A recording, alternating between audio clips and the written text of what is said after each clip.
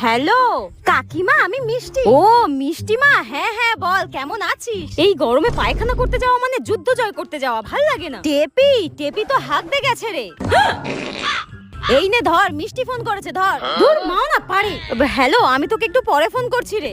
মা শোনো, এরপর যদি আমার কোনো বন্ধু বান্ধব ফোন করে আর ফোনটা যদি তুমি ধরো, আর বাই এনি চান্স যদি আমি বাথরুমে থাকি, তুমি প্লিজ বলবে মা আমি বাথরুমে গেছি, বাথরুমে, অন্য কিচ্ছু বলবে না প্লিজ। আচ্ছা ঠিক আছে, তাই বলবো। যা, মিষ্টি যেন কোনোদিন হাগে না। মিষ্টিকে হাগার কথা বলেছি বলে মহাভারত অশুদ্ধ হয়ে গেছে। 2 দিন পর এই মেয়েটার যে এত ফোন আসে না, কি বলবো। হ্যালো, কে বলছো? টেপি আছে, আমি টেপির বন্ধু বলছি। টেপির বন্ধু? উফ, বাথরুমে কি গরম। কিন্তু বাবা, টেপিকে তো এখন ফোনটা দেওয়া যাবে না, ও তো বাথরুমে গেছে হাঁকতে।